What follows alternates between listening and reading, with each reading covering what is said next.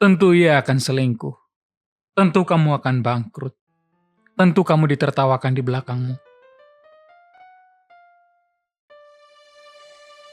Di saat-saat terakhir kehidupannya, menjelang eksekusinya, Seneca duduk dengan tenang di ruangan kecil, dikelilingi oleh istri dan anak-anaknya yang menangis. Air mata mengalir deras di wajah mereka.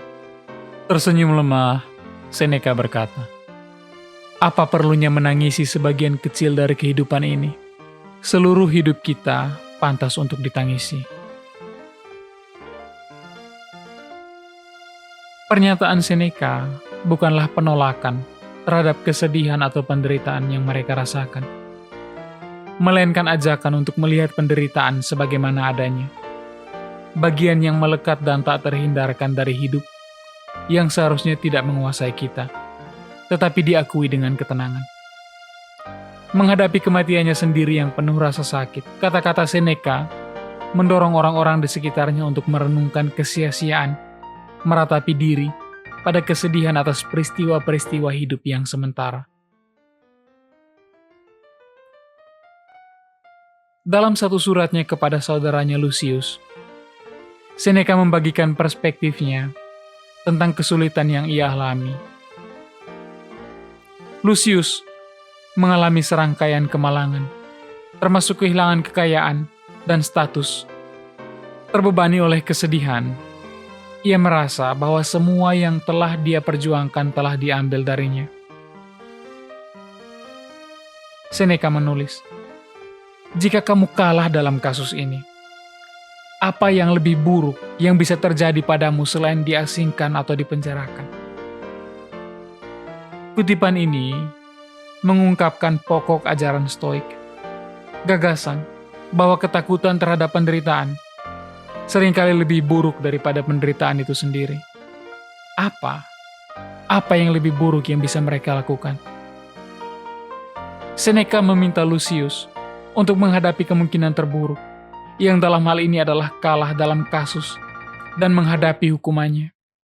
Dengan mempertimbangkan kemungkinan tersebut, Seneca mengajak Lucius untuk menyadari bahwa tidak ada peristiwa eksternal yang bisa menghancurkan ketenangan pikiran jika kita telah mengantisipasi yang terburuk yang akan datang di dunia.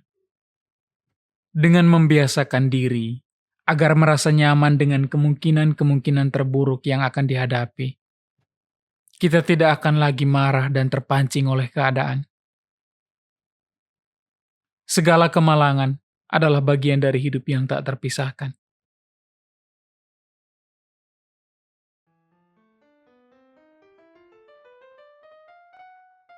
Hal yang paling menyakitkan bukanlah suatu peristiwa itu sendiri, melainkan ketakutan dan penolakan terhadapnya. Dengan mengantisipasi kesulitan dalam hidup, kita bisa menghadapinya dengan pikiran yang tenang dan terkendali, alih-alih terjerumus dalam kepanikan atau keputusasaan. Filosofi Seneca menekankan bahwa persepsi kita membentuk kenyataan kita.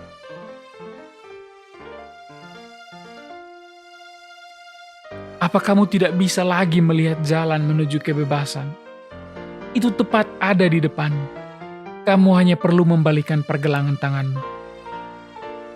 Lanjut Seneca. Pernyataan ini mengajak Lucius dan kita untuk menyadari bahwa tetap akan ada jalan keluar bagi kita. Apabila pada akhirnya nanti kamu merasa tidak mampu, kamu perlu ingat bahwa kamulah yang memegang kendali, bahwa jalan keluar ada di depanmu. Kamu hanya perlu membalikkan pergelangan tanganmu. Kamu tidak perlu takut, karena pada dasarnya kamu tidak pernah kehilangan kendali. Coba lakukan yang terbaik untuk menghadapi masalah ini.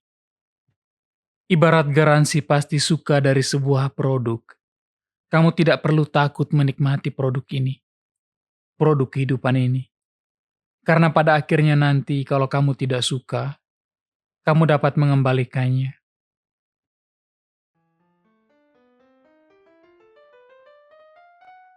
Di sini, Seneca mengajak kita untuk menghadapi segala kesulitan, dengan memberikan yang terbaik yang kita miliki, dengan mencoba menjalaninya terlebih dahulu, dengan membiarkan waktu meredakan rasa sakit yang kita alami.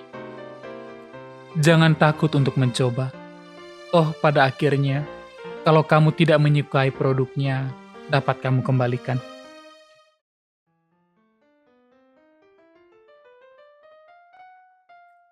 Semua kemungkinan terburuk yang kamu takutkan akan terjadi.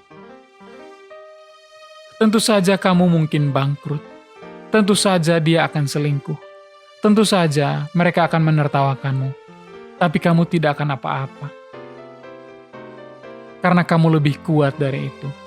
Dunia tidak akan berakhir. Seperti yang dikatakan oleh Marcus Aurelius, hambatan terhadap tindakan adalah yang mendorong tindakan itu sendiri. Penderitaan yang kita alami bukanlah sebuah tantangan. Mereka adalah kesempatan untuk tumbuh. Seperti halnya Seneca menghadapi eksekusinya dengan martabat dan kekuatan. Stoicisme mengajarkan bahwa setiap kesulitan, tidak peduli betapa menghancurkan, dapat menjadi kesempatan untuk membangun ketahanan batin. Melalui ujian-ujian ini, kita akan menyadari betapa kuatnya kita sebenarnya.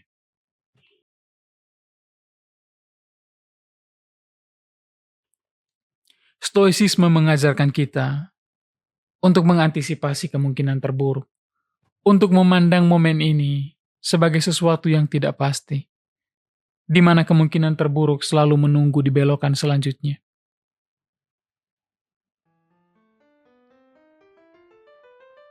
Pikirkanlah hal ini. Ketika hujan turun, kamu tidak marah atau frustasi. Kamu tidak berteriak pada langit.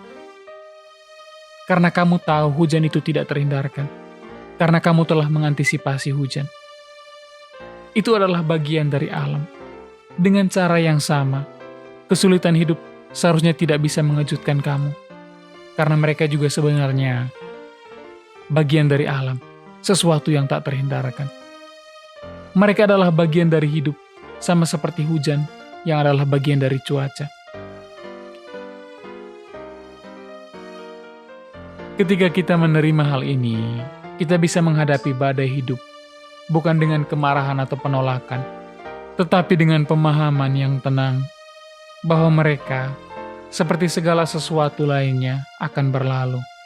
Semuanya hanya sementara, termasuk rasa bahwa dunia akan berakhir yang kamu rasakan saat ini.